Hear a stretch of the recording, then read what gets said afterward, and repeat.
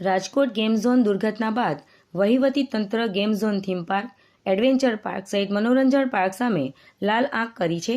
આ વચ્ચે રાજકોટ દુર્ઘટના બાદ જિલ્લા ફાયર વિભાગ અને સ્થાનિક ફાયર વિભાગે ફાયર એનઓસી વગર ધમધમતા અંકલેશ્વર ભરૂચના ગેમ ઝોન બંધ કરાવ્યા હતા।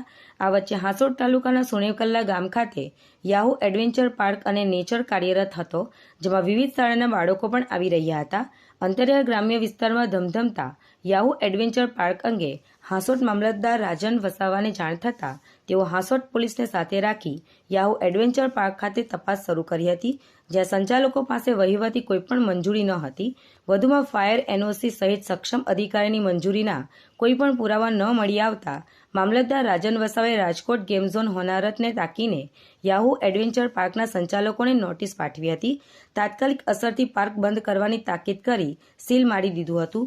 તેઓ દ્વારા જરૂરી મંજૂરીપત્ર રજૂ કરવા તાકીદ કરી હતી અને મંજૂરી વગર પાર્કને બંધ રાખવા તાકીદ સાથે જો પરવાનગી ન હશે તો ફોજદારી ગુનો દાખલ કરવાની પણ સ્પષ્ટ તાકીદ કરી હતી। હાંસોટ તાલુકાના સોનેકલ્લા ગામે યાહુ એડવેન્ચર પાર્ક અને નેચરલ પાર્ક આવેલ છે, જેમાં આકસ્મિક તપાસણી આજે કરવામાં આવી।